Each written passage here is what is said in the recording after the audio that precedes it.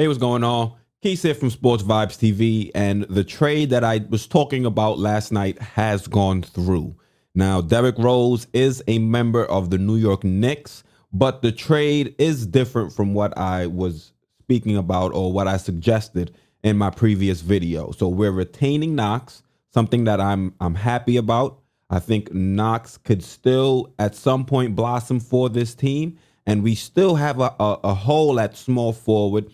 Even though Reggie Bullock had a pretty good game today against the Miami Heat, we still need an option internally that we can develop and potentially take over that starting spot. So the fact that we're keeping Kevin Knox, to me, is a plus. Instead of moving on from Kevin Knox, we're going to be shipping off Dennis Smith Jr. So to me, that's spare parts. That's a player that the Knicks showed was not in our long-term future, seeing that they were going to move him down to the G League, and he wasn't really getting many minutes with the Knicks. And you're going to send him down to the G League in February when we only have about 3 or 4 more months left in the, not even, about 2 or 3 months left in the season. And where is he going to find time to get better and then come back to the NBA, to the Knicks, and still be a productive or give us some option at point guard? He's not going to have enough time to really do that. So it makes more sense to move him on to another team, seeing that he's on an expiring deal. Doesn't seem like the team is going to extend him, and bring in, I guess, if you want to say, Derrick Rose. I would have preferred if we brought in another player that's younger and kind of fit better with the trajectory of this team.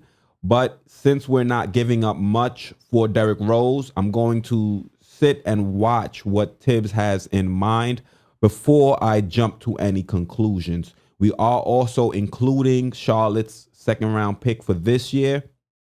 It's a pick I said that the Knicks probably would end up moving at some point if they were going to make a deal, seeing that we have 2 first-round picks. So we have 2 first-round picks.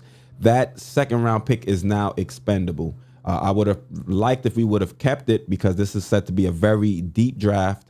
That pick is probably going to end up somewhere in the 40s if Charlotte continues to perform at the level they're performing right now. So that would be a pick that's close to a first rounder somewhat.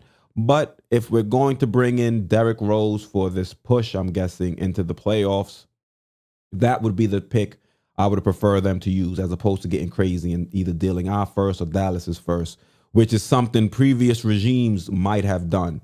So we're bringing in Derrick Rose, and now we have, or in my view, we have 3 options to start at point guard. It could either be Derrick Rose, which, I'm not too fond of personally, but I know some of you may be. So there's Derrick Rose.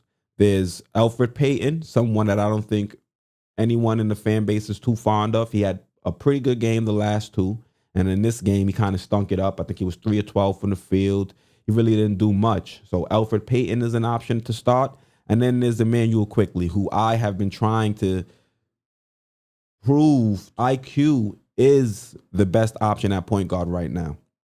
We're bringing in another option in Derrick Rose, who we're going to see what he can do at point guard, and we'll be able to compare that with Elfrid Payton and IQ, and then I can make a decision as to who I think should start. And you as well, you can make that same determination personally.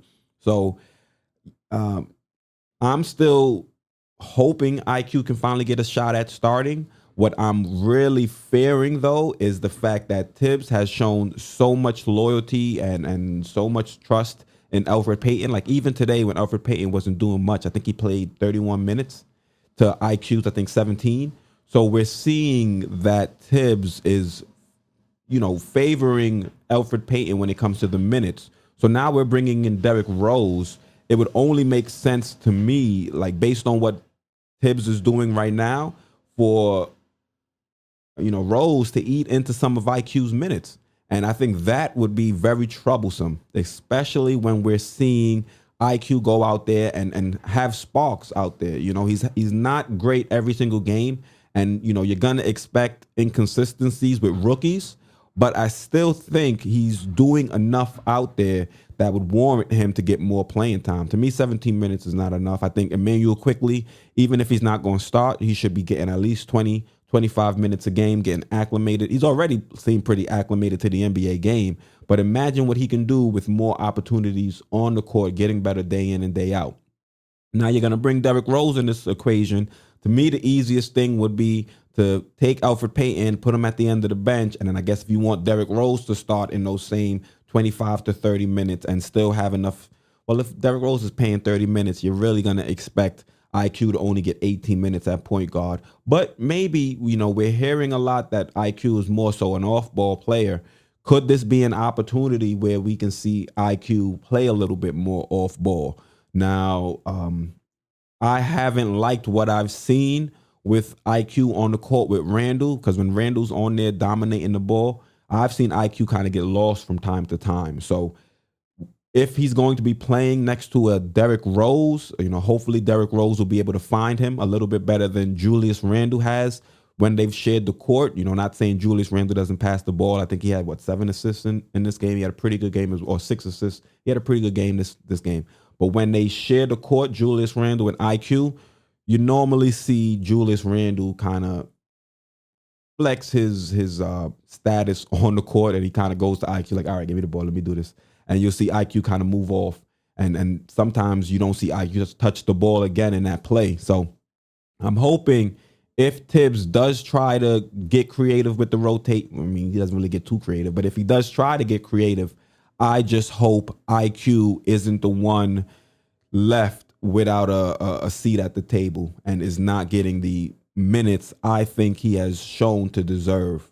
There's also some other issues with the rotations that I'm not too fond of with Tibbs, but hopefully now that we have a Derrick Rose, who many are hoping could be that scoring option, maybe things will be a little bit better when it comes to Tibbs and how consistent he is with playing maybe an IQ or some of the other younger players. But, just to let you guys know, I know Derrick Rose is the better scorer, but so far, Derrick Rose is shooting worse percentage-wise from the field than Elfrid Payton. It may have changed, but I think before the game started, Elfrid Payton was shooting, 43%, 43.4, something like that. And Derrick Rose was shooting 42.9. So I hear you guys saying Derrick Rose is a more talented scorer, more gifted scorer, which is true. But if he continues to play at the way he's been playing so far this season, to me, when it comes to efficiency, I don't see it being a major upgrade. And I also don't see it being a major upgrade from three. Derrick Rose has, over the years, gotten a little bit better shooting the three ball, but he's still not somebody I want out there trying to drain threes regularly. So let me know what you guys think about this trade down in the comments. Once again, I'm Quis. This is Sports Vibes TV, and I'm out.